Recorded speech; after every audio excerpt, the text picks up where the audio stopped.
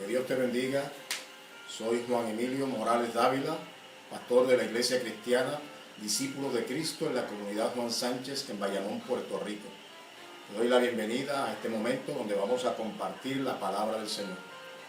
Hay un verso de la Escritura que aparece en Juan, el Evangelio de Juan, capítulo 3, el verso 16, que dice de la siguiente manera: porque de tal manera amó Dios al mundo que ha dado a su Hijo unigénito, para que todo aquel que en Él cree no se pierda, mas tenga vida eterna. El amor de Dios es extraordinario, está por encima de cualquier otra cosa. Nos ama de tal manera, tan ampliamente, que ha hecho todo lo necesario para que nosotros, los seres humanos, que andamos de espaldas a Él, que andamos separados de Él por causa del pecado, tengamos la oportunidad de recibir salvación y vida eterna, de no perecer eternamente en la condenación, sino que podamos recibir el regalo de la salvación. Y el texto del Evangelio de Juan dice: de tal manera amó Dios al mundo, a la humanidad, a la gente. Ahora, ese amor, ¿cómo se demostró? La Biblia claramente habla de que Dios envió al mundo a su Hijo Jesucristo. En Gálatas dice: cuando vino el cumplimiento del tiempo, Dios envió a su Hijo, nacido de mujer, nacido bajo la ley, para redimir a los que estaban bajo la ley. Trajo salvación, trajo redención en ese evento de encarnarse, de venir a la tierra.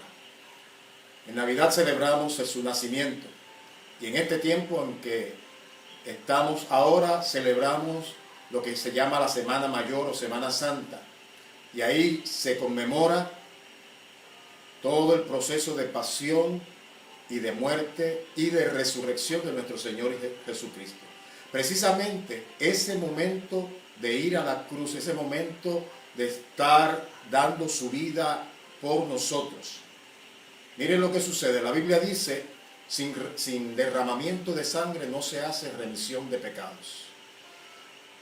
Antiguamente se hacían sacrificios de animales que ocupaban el lugar de la persona, y cada año, y en muchas ocasiones durante el año, la gente iba y presentaba de manera ceremonial y simbólica, de manera ritual, algún sacrificio tratando de satisfacer la justicia de Dios. Sin embargo, no era eso suficiente. Así que Dios envió lo más preciado, a su mismo Hijo. Hijo de Dios, siendo Dios mismo, dice la Biblia que se humanó, se hizo como uno de nosotros. Y fue al Calvario, fue a la muerte de cruz. Y estando allí, pagó el precio de nuestras culpas. Satisfizo la justicia de Dios, de modo tal que cuando uno recibe a Jesús como Salvador y como Señor de su vida, está aceptando como válido ese sacrificio allí en la cruz. Así se opera en nosotros una experiencia de limpieza espiritual, de vivificación. Pasamos de la muerte espiritual a la vida espiritual. Se da una experiencia de regeneración. Nuestra vida es transformada, es cambiada. Y también estamos entonces en posición para recibir llenura del Espíritu Santo de Dios. Esa experiencia de limpieza, de vivificación, de regeneración y de llenura del Espíritu Santo, la Escritura lo describe como un nuevo nacimiento. El apóstol Pablo, cuando escribe a la iglesia en Corinto, en la segunda carta a los Corintios, capítulo 5, verso 17, la Biblia dice de la siguiente manera: de modo que si alguno está en Cristo, nueva criatura es, las cosas viejas pasaron, he aquí todas son hechas nuevas. El amor de Dios se extiende para con la humanidad, procurando rescatarnos del pecado, rescatarnos de la condenación eterna, rescatarnos de las garras del maligno. Ahora bien, hay un problema. Esa experiencia de salvación no se da de manera automática, que aunque el amor de Dios es extremo, es grande para con nosotros, hace falta que haya una respuesta de parte de nosotros, porque el problema que tenemos es que todos los seres humanos sobre la faz de la tierra somos pecadores. La Escritura dice en la carta a los Romanos: y por cuanto todos pecaron y están destituidos de la gloria de Dios. El pecado lo que hace es que hace separación entre Dios y nosotros.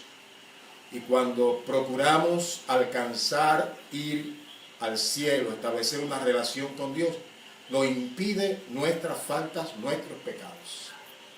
Uno se pregunta, ¿podrá una persona pecar 8, 10 veces diarias?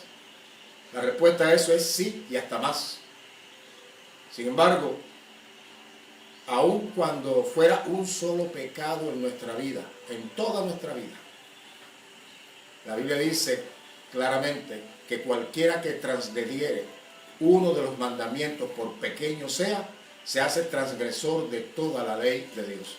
Quiere decir que sean muchos o sea uno solo, hemos fallado delante de Dios. Así que cuando la Biblia dice que hemos pecado, que somos culpables de juicio, la Biblia tiene razón.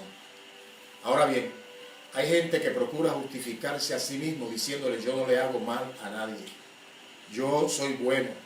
Sin embargo, no puede ver más allá de lo que tiene delante de sus ojos, porque la realidad es que todos hemos heredado de Adán y de Eva una situación pecaminosa que nos separa de Dios.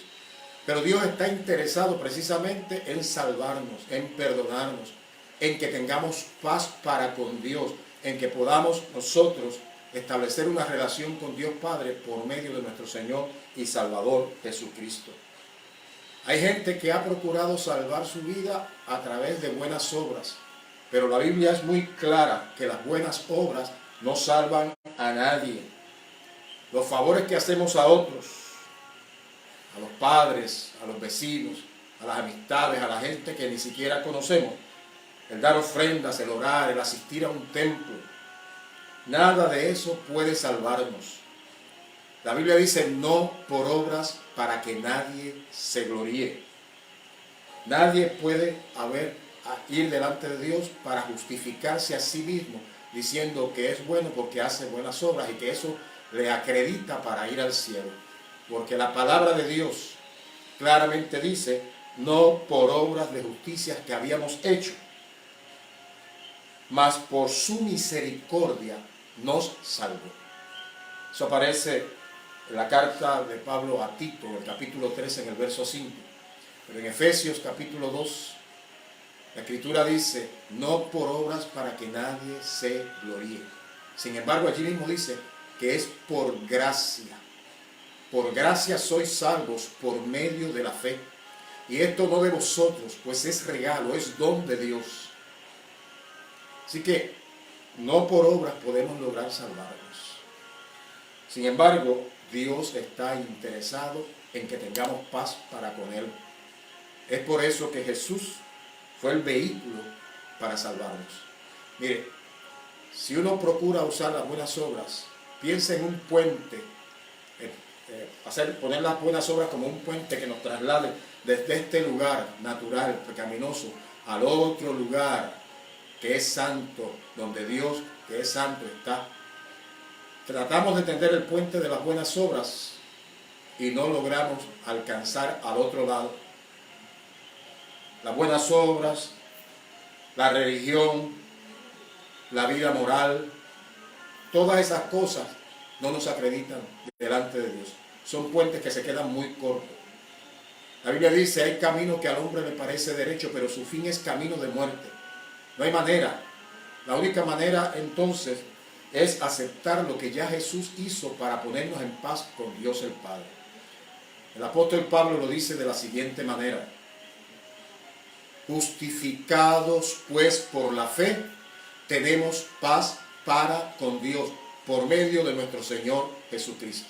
Es precisamente cuando uno recibe a Jesús como Salvador y Señor, que en ese instante Dios nos mira ya no como pecadores, sino como alguien a quien es capaz de justificar, no por nuestros méritos, sino por los méritos de aquel que murió en la cruz.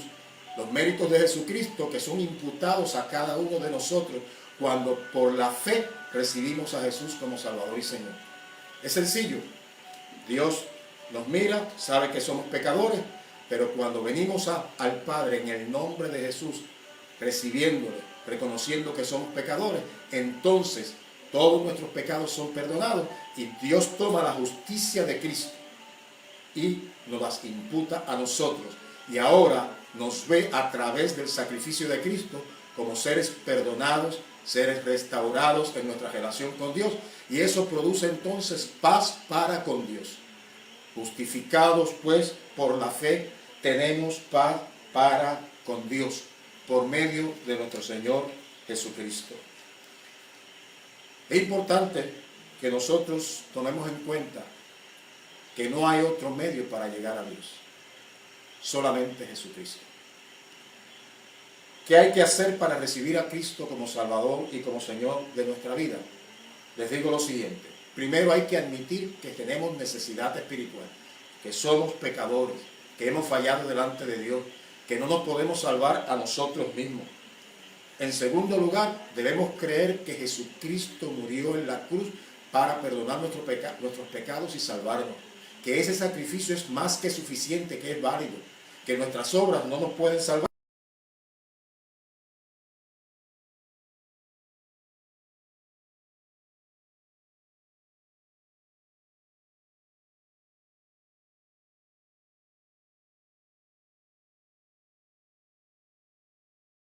Que Jesús murió en la cruz por nosotros. Lo próximo que debemos hacer es arrepentirnos y abandonar el pecado.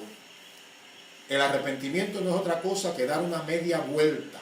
Vamos en dirección contraria a Dios, vamos haciendo lo que es incorrecto, vamos errando al blanco, pecando, pero cuando reconocemos nuestra realidad pecaminosa y nos arrepentimos, damos una media vuelta y nos encaminamos directamente a Dios por ese puente que nos permite cruzar desde nuestro lugar pecaminoso al lugar santo de Dios. Se llama Jesucristo y su sacrificio en la cruz.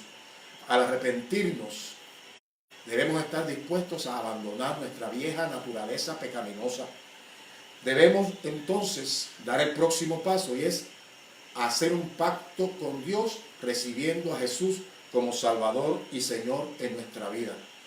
Cuando en las iglesias o en los cultos que se dan en la calle o los que se dan a través de los medios de comunicación masiva, invitamos a la gente a levantar su mano, a recibir a Jesús como Salvador y Señor en una actitud de arrepentimiento, precisamente de eso es que se trata, de hacer un pacto en ese momento recibiendo a Jesús como Salvador y Señor. No hay que sentir nada extraordinario. Hay gente que quiere que se le paren los pelos, sentir alguna cosa sobrenatural y extraña, ¿no? Es un pacto que se hace, es una decisión donde uno recibe a Jesús como Salvador y Señor de su vida. Y entonces Dios, que ha prometido salvarnos, hace que nuestros pecados sean perdonados y entonces se opere en nosotros la salvación y la vida eterna. Jesucristo lo dijo claramente, aparece en el Evangelio de Juan en el capítulo 6, en el verso 47, cuando Jesús, predicando la palabra, dijo: de cierto os digo, el que cree en mí tiene vida eterna. El Señor, que es justo y que es veraz, no nos mentiría. Si Él dice que si creemos en Él, lo que se opera en nosotros es la salvación y la vida eterna, así habrá de darse. Yo soy testigo de que eso es así. Una vez uno recibe a Jesús como Salvador y Señor, la Biblia dice que venimos a ser hijos de Dios. Al ser hijos de Dios, somos herederos de Dios. Mire lo que dice la Escritura. Mas a todos los que le recibieron, a los que creen en su nombre, les dio potestad de ser hechos hijos de Dios. No todo el mundo es hijo de Dios, somos todos creación de Dios. La única que nos acredita como hijos de Dios y como herederos de Dios es dar ese paso de nuestra vida pecaminosa, separada de Dios, para unirnos a Dios por medio de nuestro Señor y Salvador Jesucristo. Al hacerlo, inmediatamente nos convertimos en hijos de Dios. El Nuevo Testamento dice que si somos hijos de Dios, somos herederos de Dios y coherederos juntamente con Cristo. También dice la Escritura que el Espíritu Santo de Dios da testimonio a nuestro espíritu de que somos hijos de Dios. Es una cosa maravillosa, porque una vez creemos firmemente, nos arrepentimos de todo corazón, recibimos a Jesús como Salvador y Señor, todas estas cosas que te he dicho se operan en nuestra vida y el Espíritu Santo viene a dar testimonio a nuestro corazón, poniendo seguridad de vida eterna. Y eso hace que podamos vivir en una vida abundante mientras estamos aquí en la tierra, pero nos prepara con un pasaporte para ir al cielo, la salvación y la vida eterna. Nos prepara entonces con seguridad de vida eterna. Sabemos que si morimos, sea por la razón que sea, aquí cerraremos nuestros ojos en la tierra, pero los abriremos en la presencia de Dios para siempre. La Biblia claramente dice lo siguiente: he aquí yo estoy a la puerta y llamo. Era Jesús hablando. Si alguno oye mi voz y abre la puerta, entraré a él y cenaré con él y él cenará conmigo. Ese es un texto que aparece en el Apocalipsis, en el capítulo 3, verso 20, donde Jesús hace una invitación y dice que cuando Él toca la puerta de nuestro corazón, si nosotros abrimos, al abrir, entonces Él entra a nuestra vida y hay familiaridad. Se utiliza una imagen hermosa: entraré, cenaré con Él y Él cenará conmigo. Esa experiencia de estar a la mesa con el Señor, esa experiencia de intimidad, uno no invita a todo el mundo a comer, pero gente amada, gente con la cual uno se relaciona, eso entonces uno lo establece y lo hace. Eso es lo que Dios quiere hacer con nosotros, que seamos cercanos, que nos rindamos a Él. Y entonces Él entrará a nuestra vida, perdonará nuestros pecados y estará con nosotros en una compañía constante. El texto que leímos originalmente dice: porque de tal manera amó Dios al mundo que ha dado a su Hijo unigénito, para que todo aquel que en Él cree no se pierda, mas tenga vida eterna. En el Nuevo Testamento también la Biblia dice: porque todo aquel que invocare el nombre del Señor Jesús será salvo. Yo te invito a que en esta hora invoques a Dios en el nombre de Jesús y le pidas que te perdone, que restaure tu vida, que te dé seguridad de vida eterna, que te permita experimentar esa sensación de paz perfecta para con Dios y la seguridad de que vas al cielo. Lo único que tienes que hacer es confesarle como tu Salvador y como tu Señor, rendir tu vida a Él. Recibirle como Salvador, mire lo que implica: aquel que vino a salvarme de la condenación eterna, de las garras del maligno, para entonces llevarme a la vida eterna y que pueda evitar la condenación en el infierno. Por el otro lado, implica que ese amor de Jesucristo se hace manifiesto en nuestros corazones y podemos palpar de primera mano esa experiencia plena de paz y esa seguridad de que somos sus hijos. ¿Cómo se obtiene eso? La Biblia dice que es por medio de la fe. Hay mucha gente que dice que tiene fe en Dios. La Biblia dice que aún los demonios creen y tiemblan, pero los demonios no tienen salvación. Cuando la gente habla de decir que cree en Dios, no siempre habla de creer para salvación y vida eterna, sino sencillamente no puede negar la realidad de que todo esto que existe tiene que haberlo hecho un ser todopoderoso. Ahora, afirmar de forma intelectual que Dios existe no nos lleva a la experiencia de salvación. La experiencia de salvación se da cuando uno reconoce que uno es pecador y que lo que Jesucristo hizo en la cruz es válido para salvarme y perdonarme, y que yo no puedo hacer nada por mí mismo para lograr salvarme, excepto recibir eso que ya Cristo hizo. Así que la fe viene a ser como una mano que se extiende para recibir el regalo de la vida eterna. Es un regalo para nosotros. Nadie lo puede comprar, nadie lo merece, nadie lo puede ganar por buenas obras, así que la única manera es recibirlo como un regalo. Cuando le cité ahorita la palabra que aparece en Efesios, que dice por gracia sois salvos. La palabra gracia significa favor no merecido. Nadie merece ser salvo, nadie merece el amor de Dios. Sin embargo, por puro amor y por amor de sí mismo, Dios nos ofrece de manera gratuita la salvación y la vida eterna. Por gracia sois salvos, gratis. Dice, no por obras para que nadie se gloríe. Pero también dice que es por medio de la fe. Como les dije, la fe viene a ser como ese brazo que se extiende para recibir el regalo que se le ofrece. La fe viene a ser también semejante a una llave que abre la puerta que nos da acceso al cielo.